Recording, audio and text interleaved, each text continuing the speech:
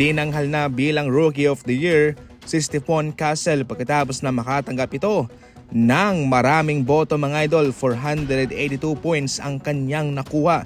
Samantalang si Zaccharie Risache ay mayroong 245 points at si Jalen Williams naman ng Memphis Grizzlies 123 points. Nakitaan na ng potensyal itong si Castle at lalo pang gumanda yung kanyang performance nung na-injured si Wembanyama. Tumaas ang kanyang numero galing sa 14 points naging 18 points per game, 5.1 rebounds and 5 assists at meron pang isang steal bawat laro. Dahil dyan, napuwersa niya ang Spurs na maging starter siya sa kanilang mga rotation. Sa history ng Spurs, itong si Castle ang pang-apat na manlalaro bilang Spurs na nanalo ng Rookie of the Year kasama si Wembanyama, Tim Duncan at si David Robinson.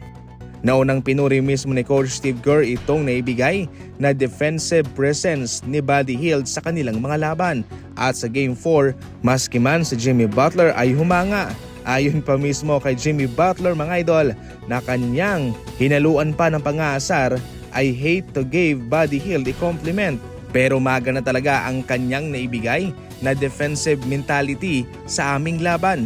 At meron din siyang mga malalaking shots na naipasok. Kung napapansin nyo, hindi lang shooting ang kanyang naibibigay sa ngayon. Sa Golden State Warriors, paunti-unti nangahong nagtatranslate itong si Buddy Hield bilang isang defensive player. At maganda yan para sa kanila sapagkat meron pa silang maasang defender maliban kay Butler, kay Draymond Green at kay Gary Payton.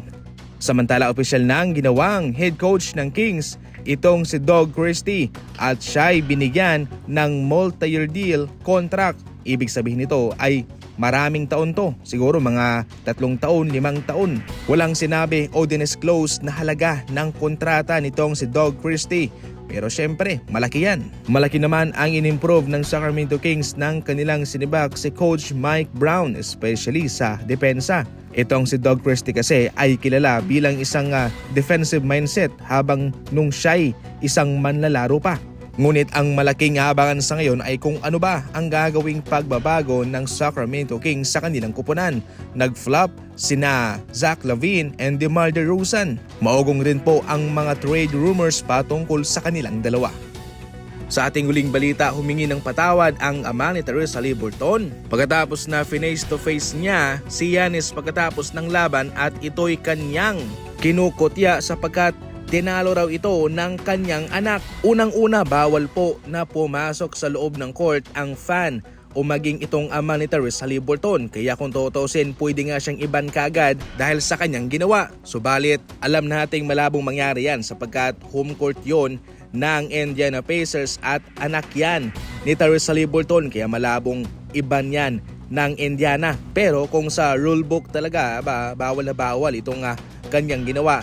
Kung yan ho'y isang ordinaryong mamamayan o isang typical na fan, siguradong ban ang kanyang aabutin. Ayon pa mismo kay Giannis mga idol, nagulat siya sa ginawa ng ama ni Theresa Haliburton. Inaasahan niya na sana'y maging humble lang ito. Pero mga idol, first round pa lang ito na ang kanyang ginawa. Ang sagot naman ni Giannis, nagkampiyon ako. At least meron akong championship ring. Yung anak mo, wala. Naiintindihan natin mga idol ang init ng level ng kompetisyon. Pero over the bakod na itong ama ni Theresa Haliburton sa kanyang ginawa. At sa kanyang ginawa mga idol, malaking kahiyan po ito para kay Theresa Haliburton dahil ang gawaing yan ay ginagawa lamang ng isang mahinang tao. Sa huli, humingi naman siya ng patawad kay Giannis at sa Milwaukee Bucks at sa Indiana Pacers sa kanyang ginawa, sa kanyang kahihiyang pinakita sa national TV mga idol. At nangako naman siya na hindi niya nagagawin ang bagay na yon. Ikaw, ano ang komento mo? Ano ang reaksyon mo? I-comment lang yan at babasahin ko.